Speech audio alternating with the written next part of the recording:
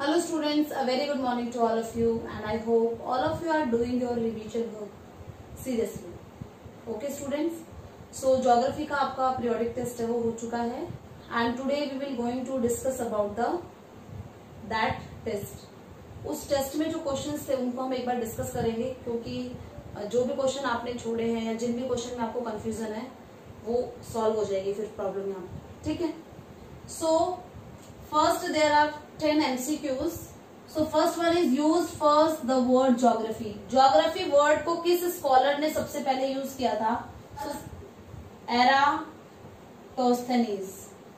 एराटोस्थेनीज ने 234 BC में सबसे पहले ज्योग्राफी वर्ड को यूज किया था. बताया था आपको दो वर्ड के कॉम्बिनेशन से बना है, geo plus graphos. Means geo means geography and graphos means to describe. Age of earth 4.6 billion years ago.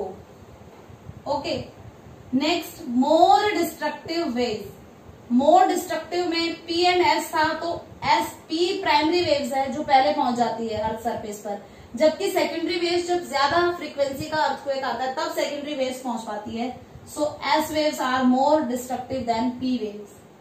Polar feeling force is related to the rotation of Earth.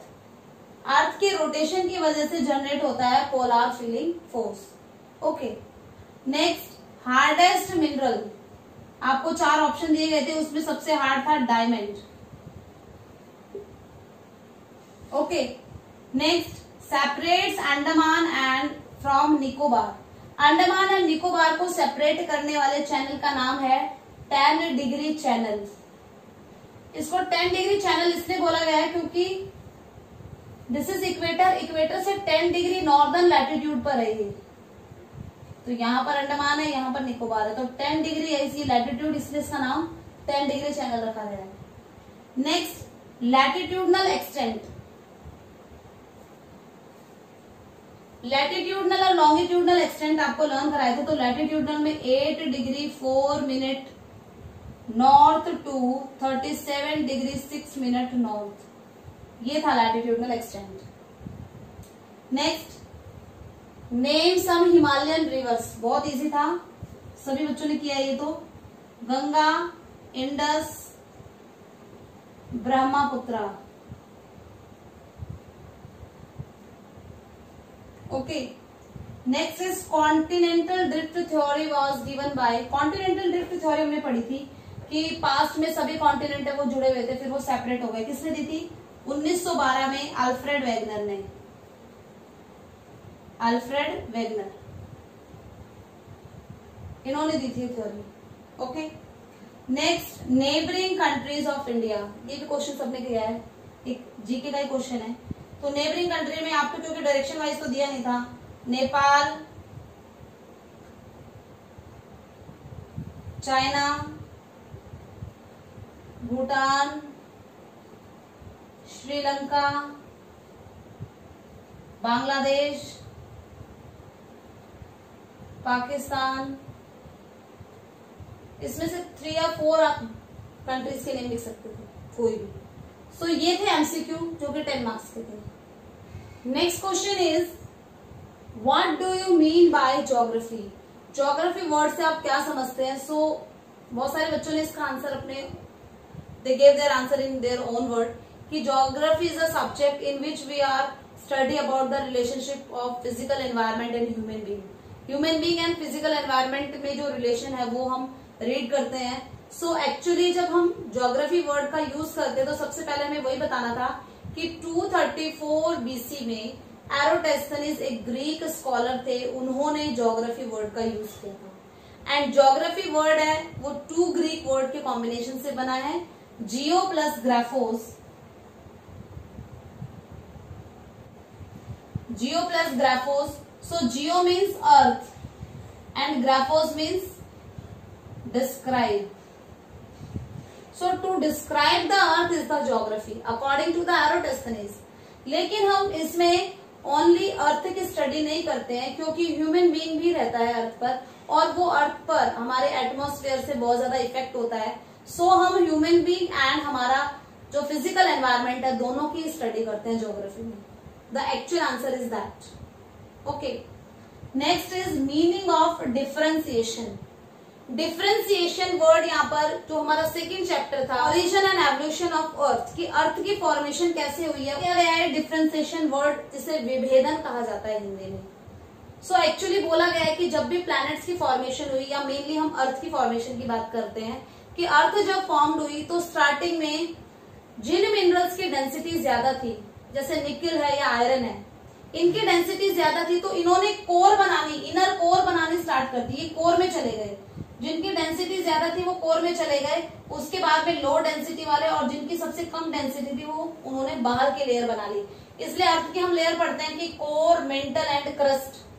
तो ये कह रहे हैं कि ऑटोमेटिकली जो मिनरल्स थे जिनका डेंसिटी ज्यादा थी वो कोर में, सेंटर में जाने लगे, जबकि जो कम डेंसिटी के जो मिनरल्स थे वो बाहर की लेयर उन्होंने बनाई। तो that is the actual answer of differentiation. Okay, next one is gases present in earth atmosphere initially. जब अर्थ का ओरिजिन हुआ तो स्टार्टिंग में कौन सी गैसेस थी, तो पढ़ा था helium and hydrogen. Helium and hydrogen gases थी जब अर्थ का एटमॉस्फेयर बनने लगा। लेकिन ये रिप्लेस कैसे हो गई, सोलर विंड की वजह से ये रिप्लेस हो गई। उसके अलावा डी गैसिंग हुई, हमारी अर्थ में से भी जो कुछ वाटर वेपर्स है वो बाहर रिलीज होने लगे, या अर्थ के इंटीरियर से कुछ गैसेस बाहर निकलने लगी, जिन्होंने हाइड्रोजन एंड हीलियम को हटा दिया। सो इनिशियली कौन सी गैसेस थी, हीलियम एंड हाइड्रोजन, और उसके बाद में ये कैसे रिमूव हो गई, मतलब हमारे एटमॉस्फेयर में दो ही गैसेस है, हीलियम एंड हाइड्रोजन, तो ये रिमूव कैसे हुई, ये हुई थी सोलर विंड की वजह से, सन की तरफ से जो विंड्स आ रही थी, एक डी गैसिंग की वजह से, अर्थ के इंटीरियर से जो गैसेस बाहर निकल रही थी, एंड वाटर वेपर्स भी निकल रहे थे अर्थ के इंटीरियर से, उनकी वजह से हीलियम एंड हाइड्रोजन है वो धीरे धीरे पीछे हटती चली गई। Okay, so what are the body waves. Body waves क्या होता है, जब भी अर्थक्वेक आता है प्लेट टेक्टोनिक की वजह से हमारी जो अर्थ है वो शिविर करती है। एनर्जी रिलीज होने की वजह से कुछ करंट्स आती है, कुछ वेव्स आती है, जिन्हें हम बॉडी वेव्स कहते हैं।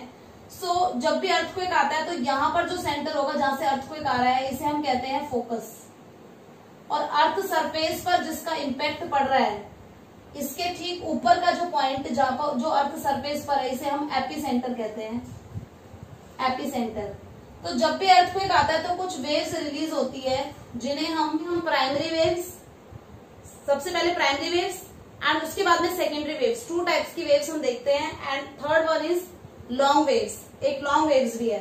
सो P, S and L waves हैं, यही है बॉडी वेव्स, जो कि अर्थ के इंटीरियर से निकलती है, अर्थ सरफेस तक पहुंचती है। Next is what do you mean by rocks, what are the 3 types of rocks. Minerals के कॉन्स्टिट्यूट होने से जो सब्सटेंस बनता है, that is the rocks. Different minerals का कॉम्बिनेशन है रॉक्स, एंड 3 टाइप्स के होते हैं, आपको सभी को पता है, igneous, metamorphic and sedimentary rocks. तो ये 3 टाइप आपने यहाँ पर लिखने थे। Okay, next is what is the difference between khadar and bangar. Khadar and bangar में क्या डिफरेंस है, जब हम नॉर्दर्न प्लेन पढ़ते हैं तब हमने पढ़ा था नॉर्दर्न प्लेन में कि जो रिवर्स हैं जब वो डिसेंड होती है हिमालय से, माउंटेन रीजन से, तो अपने साथ में बहुत सारा सेडिमेंट लेके आती है, एंड उस सेडिमेंट्स को वो डिपोजिट कर देती है, तो बन जाते हैं नॉर्दर्न प्लेन। अब नॉर्दर्न प्लेन के भी 2 टाइप्स ऑफ प्लेन होते हैं नॉर्दर्न प्लेन में भी। एक प्लेन वो होते हैं जहां पर पहले कभी फ्लड आती थी, तो उन्हें हमने नाम दिया बांगर, और एक है न्यू एलुवियम प्लेन जहां पर अभी भी फ्लड आती है, उन्हें हम कहते हैं खादर। तो बांगर एंड खादर ये ओल्ड फ्लड प्लेन्स हैं जहां पर पहले आती थी फ्लड, ये है new flood plains. Flood plain, जब भी फ्लड आएगी तो यहाँ पर वाटर जरूर आएगा उसका। तो ये होते हैं लेस फर्टाइल होते हैं ये, क्योंकि यहाँ पर अब फ्लड नहीं आती है तो न्यू जो सेडिमेंट्स है वो डिपॉजिट नहीं होता है, एंड ये मोर फर्टाइल, ये ज्यादा फर्टाइल है। ओके, सो खादर है ये मोर फर्टाइल है क्योंकि यहाँ पर अभी भी फ्लड रिन्यू एवरी ईयर, जबकि ये रिन्यू नहीं होते हैं एवरी ईयर, तो ये लेस फर्टाइल है। तो एग्रीकल्चर के लिए बेस्ट कौन से प्लेन्स हैं? Khadar plains are ideal for the agriculture. Next question are big bang theory. Big bang theory किससे रिलेटेड है? यूनिवर्स की फॉर्मेशन से, कि यूनिवर्स है वो कैसे फॉर्म हुआ। जब हम अर्थ का ओरिजिन पढ़ रहे थे तो कुछ जियोग्राफर्स थे, उन्होंने ये सोचा कि क्यों ना हम यूनिवर्स के बारे में बता दें कि यूनिवर्स की फॉर्मेशन कैसे हुई थी, तो प्लैनेट की फॉर्मेशन हमें पता चल जाएगी। तो 1920 में एडविन हब्बल ने एक थ्योरी दी थी जिसे हम बिग बैंग थ्योरी कहते हैं। इस थ्योरी थी जिसमें हमने नेबुला थ्योरी पढ़ा है, nebular theory, wandering star theory, जबकि कुछ मॉडर्न थ्योरी थी। मॉडर्न थ्योरी में दो थ्योरीज फेमस है, एक तो बिग बैंग थ्योरी है और एक हॉयल्स की थ्योरी है। तो हॉयल्स ने कहा था कि हमारा जो यूनिवर्स है वो एक्सपैंड नहीं कर रहा है, वो ऐसा ही है, पास्ट में भी ऐसा ही था, प्रेजेंट में भी ऐसा ही है और फ्यूचर में ऐसा ही रहेगा, ये हॉयल्स ने कहा था। जबकि एडविन हब्बल ने कहा था कि एक सिंगल एटम जिसकी डेंसिटी टेम्परेचर बहुत ज्यादा है, उसमें एक्सप्लोजन हुआ, एक्सप्लोजन होने से डिफरेंट प्लैनेट्स बन गए और ये प्लैनेट एक दूसरे से दूर होते हुए जा रहे हैं। यानी कि एडविन हब्बल ने कहा था कि हमारा यूनिवर्स है वो क्या कर रहा है? एक्सपैंड कर रहा है, डे बाय डे वो एक्सपैंड कर रहा है। सो एडविन हब्बल की बिग बैंग थ्योरी किससे रिलेटेड थी? एक्सपेंशन ऑफ यूनिवर्स से रिलेटेड थी। ओके, तो यही बताना था आपने कि बिग बैंग थ्योरी में कहा गया था कि एक सिंगल एटम से फॉर्मेशन हुई है पूरे यूनिवर्स की। उस एटम की जो टेम्परेचर, हीट, डेंसिटी बहुत ज्यादा थी, जिसकी वजह से एक्सप्लोजन हुआ और उसके जो पार्ट्स थे उन पार्ट्स के कंडेंस होने से डिफरेंट प्लैनेट की फॉर्मेशन हुई है और हमारा यूनिवर्स आज भी एक्सपैंड कर रहा है। एग्जाम्पल उन्होंने बलून का लिया था कि बलून में एयर फिल जब हम करते हैं तो उस बलून में जो डॉट्स होते हैं वो एक्सपैंड होना स्टार्ट कर देते हैं, ठीक है। एंड जो बुक में डायग्राम है वो आप ये डायग्राम नहीं बना सकते थे। मैं जब रिवीजन करा रही थी तब मैंने आपको बोला था कि बुक में डायग्राम है, आप उसकी भी प्रैक्टिस कर सकते हैं, वो भी आप बना सकते हैं जब आपसे बिग बैंग थ्योरी पूछी जाए। सो जिन बच्चों ने नहीं देखा है वो डायग्राम अभी भी तो open your NCERT book and वो डायग्राम देखिए, बिग बैंग थ्योरी के साथ में कौन सा डायग्राम बना के दिया हुआ है। Okay, next is convergent, divergent and transform boundary में डिफरेंस पूछा है। तो टेक्टोनिक प्लेट्स जब एक दूसरे के पास में आती हैं, जब एक दूसरे से पास में आएंगे तो आपस में इनमें कॉलिजन होगा, कॉलिजन की वजह से अर्थक्वेक आएगा यहाँ पर। तो दो tectonic plates move towards each other, एक दूसरे के पास आती है, उन्हें कहा जाता है convergent boundary. Divergent boundary when two tectonic plates move away from each other, एक दूसरे से दूर जा रही हैं।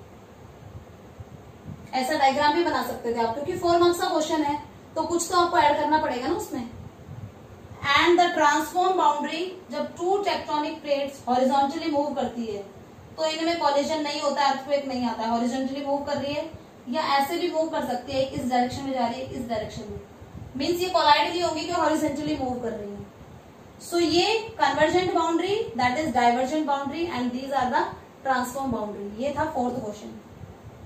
ओके, आई होप अब आपको कोई कंफ्यूजन नहीं होगी। सो जितने भी क्वेश्चन आपको नहीं आते थे उन क्वेश्चंस को आज आप दोबारा रिवाइज करेंगे, ओके, एंड उनको राइट करेंगे आप रफ नोटबुक में, and this is your homework for today. So best of luck for your studies and ओबे योर पेरेंट्स। Thank you.